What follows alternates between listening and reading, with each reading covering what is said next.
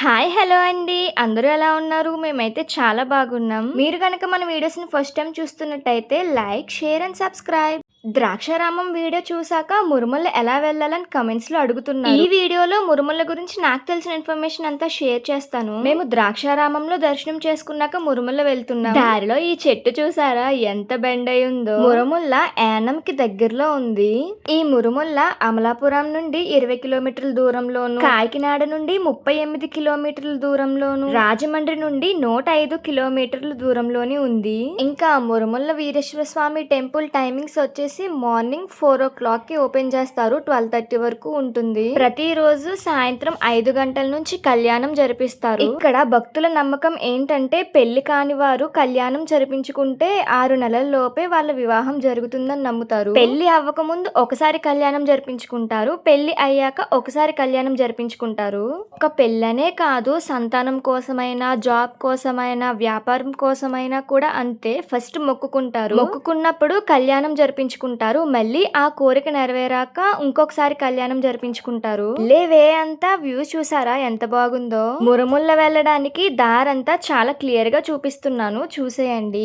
మురుముల్లలో కళ్యాణం జరిపించుకోవాలంటే ఆన్లైన్ లో ticket book చేసుకోవాలి. ప్రతిరోజు ఈవినింగ్ 5:00 కి స్టార్ట్ అవుతుంది కళ్యాణం. ఎండ్ అయ్యేసరికి 9-10 అలా అవుతుంది. కళ్యాణం జరిపించుకునే వాళ్ళు కుదిరితే అరటిపళ్ళు, పూలదండలు, పసుపు, కుంకుమ పట్టుకుని వెళ్ళాలి. దేవుడికి బట్టలు పెట్టాలనుకుంటే అవి కూడా పట్టుకుని వెళ్ళాలి. ఒకవేళ పట్టుకు వెళ్ళడం మర్చిపోతే గుడి బయట అమ్ముతారు, అవి తీసుకోవడమే. 5 కి స్టార్ట్ అవుతుంది కాబట్టి మనం 4:30 కల్లా అక్కడ ఉండాలి. లేదంటే ఇలా వెనకాల ఎక్కడో కూర్చోవాలి. మాకు ట్రాఫిక్ వల్ల లేట్ అయిపోయింది, అందుకే వెనకాల కూర్చున్నా. మరి ఏ టెంపుల్ కి వెళ్ళినా అక్కడ హిస్టరీ మనం తెలుసుకుంటాం కదా. ఈ టెంపుల్ యొక్క హిస్టరీ కూడా చెప్పేస్తాను, వినేయండి. సాక్షాత్తు శివుని భార్య అయిన సతీదేవి తండ్రి అయిన దక్షుడు దక్షయజ్ఞం చేస్తుంటే తన ఆహ్వానం లేకుండానే తన భర్త అయిన శివుడి అనుమతి లేకుండా ఆ యజ్ఞం దగ్గరికి వెళ్ళి తండ్రి అయిన దక్షుడు అక్కడ శివుని అవమానిస్తూ మాట్లాడడంతో శివనందు కూడా నేను భరించలేను అనుకుంటూ ఆ యజ్ఞంలోకి దూకి తన ప్రాణాలను విడిచింది సతీదేవి. ఇది తెలిసిన శివుడు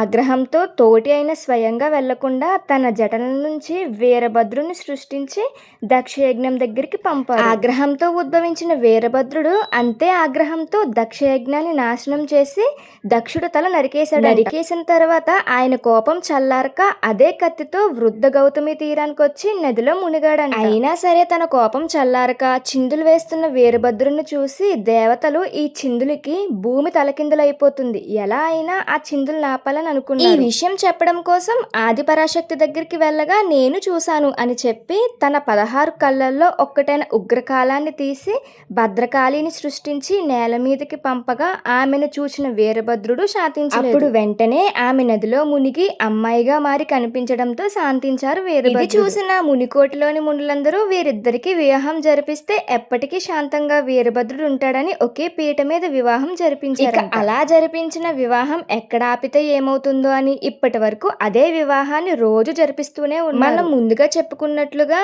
మునులు వివాహం జరిపించిన తర్వాత అదే స్థలంలో శ్రీ భద్రకాళి సమేత వీరేశ్వర స్వామిగా ఇక్కడ వెలిసారు. అయితే మొదటి వెలిసిన ఆలయం నది పాతకం అయిపోవడంతో తర్వాత కొన్ని సంవత్సరాలకి ఇక్కడ ఉన్న రాజుగారి కలలో కనిపించి ఇక్కడ నేను ఉన్నాను అని చెప్పడంతో ఆయన శివలింగాన్ని తీసిన తర్వాత నీవు ఎంత దూరం అయితే తీసుకెళ్ళగలిగితే అక్కడ వరకు తీసుకుని వెళ్ళు, ఆ తర్వాత నేను ఆగిన చోటే నాకు ఆలయం నిర్మించు అని చెప్పిన తర్వాత ఇప్పుడు మనం చూడబోయే ఆలయాన్ని నిర్మించినట్లుగా స్థల పురాణం తెలుస్తుంది. ఇదండి ఈ టెంపుల్ హిస్టరీ. ఇక ఆ రోజు నుంచి డైలీ కళ్యాణం జరిపిస్తున్నారంట, ఒక్కరోజు కూడా మానకుండా. మాతో పాటు మీరు కూడా స్వామివారి కళ్యాణాన్ని చూసేయండి. నేనైతే ఈ టెంపుల్ కి వెళ్ళడం సెకండ్ టైం. మా హస్బెండ్ మా పెళ్లికి ముందు వెళ్ళారు, నేను మా పెళ్లి అయ్యాక మా అన్నయ్య జరిపించుకుంటుంటే అప్పుడు వెళ్ళాను. మా హస్బెండ్ మా పెళ్లికి ముందు జరిపించుకున్నారు కదా, అందుకు పెళ్లి అయ్యాక మేమిద్దరం కలిసి ఇప్పుడు వెళ్ళాము.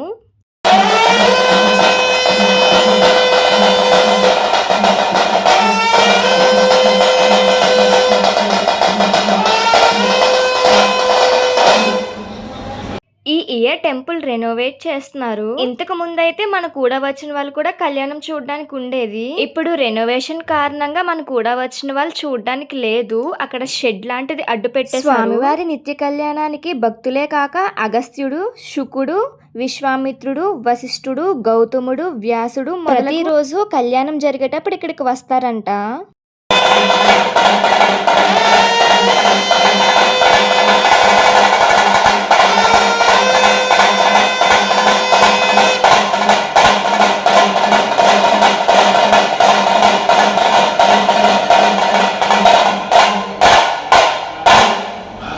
కళ్యాణం అయితే అయిపోయింది. చూసారు కదా, ఎలా అనిపించిందో కమెంట్ చేయండి. కళ్యాణం అయిపోయాక మనకి ఇలా ఒక కవర్లో దేవుడి ఫోటో, ప్రసాదం, అక్షింతలు ఇస్తారు. ఇలా కళ్యాణం చేయించుకున్న ప్రతి ఒక్కరికి ఇస్తారు. ఇంకా కళ్యాణం అయిపోయింది. లాస్ట్లో హారతి.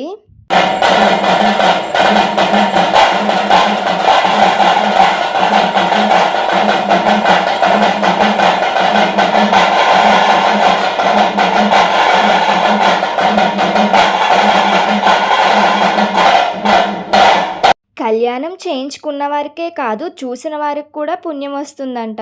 ఇంకా కళ్యాణం అయిపోయాక దగ్గరికి వెళ్లి దర్శనం చేసుకోవచ్చు. చెప్పాను కదా, టెంపుల్ రెనోవేట్ చేస్తున్నారని చెప్పి. దేవుణ్ణి అయితే కదపలేదు, అలా ఉంచేసి చుట్టూరు మొత్తం పగలగొట్టేశారు. ఇంకా అక్కడ కూడా దర్శనం చేసుకున్నాక అన్నప్రసాదానికి వెళ్ళిపోయాం. కళ్యాణం చేయించుకున్నాక అన్నప్రసాదం ప్రతి ఒక్కరూ తినాలి. అప్పుడే చేయించుకున్న పూజకి ఫలితం ఉంటుందంట.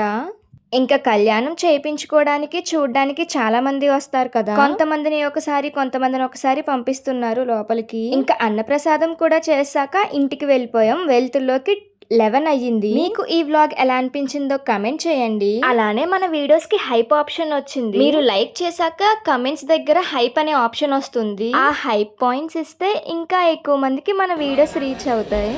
ఇంతేనండి, మన వ్లాగ్ ఎలా అనిపించిందో కమెంట్ చేయండి. Thanks for watching.